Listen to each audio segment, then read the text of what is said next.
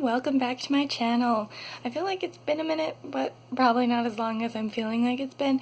It's just been a long month, what with trying Campnanowrimo and all that, which by the way I did not do great at, but I'll probably do a full update video on at like the actual end of the month. We're almost there, but not quite.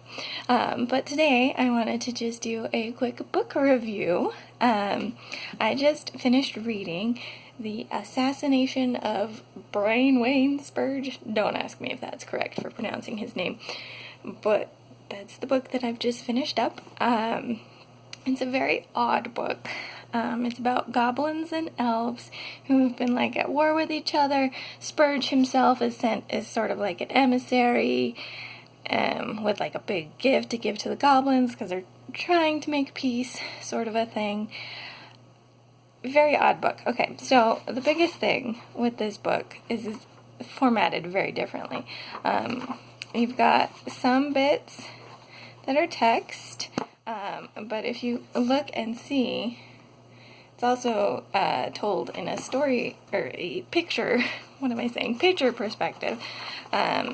So every other character's perspective is actually told in the written word. The written word does exist in this, but our title character, Mr. Spurge here, all of his are those drawings. So his perspective is completely told in the drawings.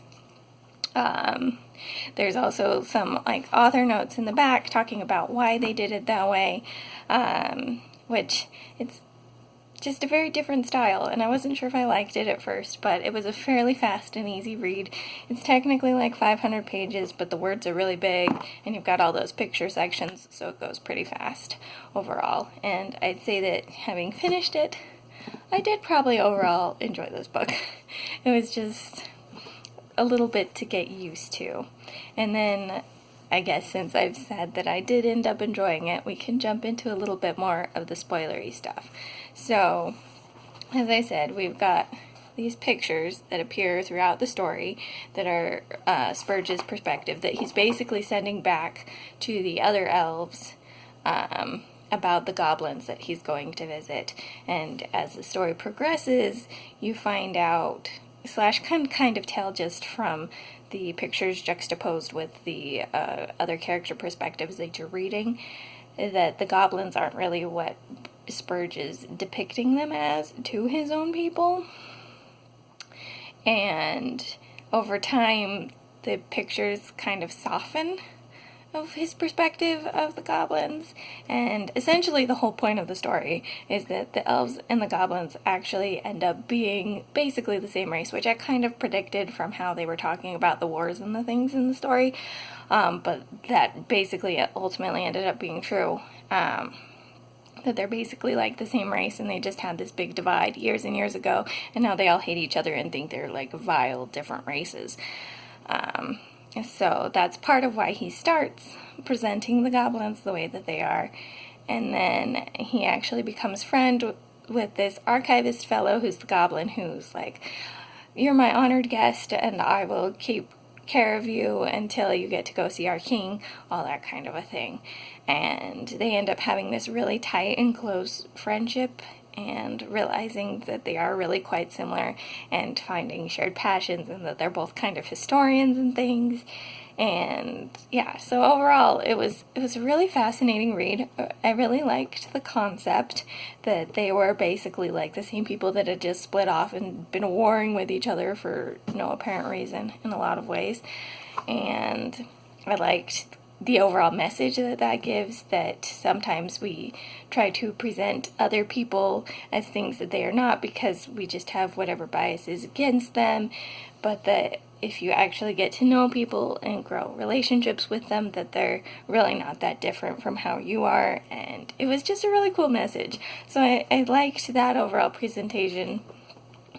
I don't know if I entirely like the formatting. I did like having the pictures to kind of show Spurge's perspective and how that softens over time. I feel like it maybe needed more of them, maybe is what it is, because through parts of the book you feel like you get a fairly even balance of Spurge and the other characters. And then sometimes it feels like you don't have enough of Spurge's perspective. And then also, on the other hand, there are a couple scenes in the story that are only told from Spurge's perspective, which almost makes it feel like we didn't know how to get out of this situation, so we're just going to put in some drawings that may or may not be true and you can deal with it. And I wasn't quite fond of that. I would have liked a little more explanation on a couple of those scenes of what actually happened from another character's perspective. But yeah, overall, very interesting book. I think I would probably recommend it if you're into sort of like fantasy stuff, especially if you like things with morals and whatnot, because this one definitely has a moral, like I said, of getting to know people and not judging a book by its cover or what other people have told you about other people and all of that. So yeah, I think I would recommend this, and I'm glad I read it, and yeah. Hallelujah for books, even when I can't write for beans, because I'm trying to do Campnanowrimo and just get distracted by everything. But yeah, I think that's all for now.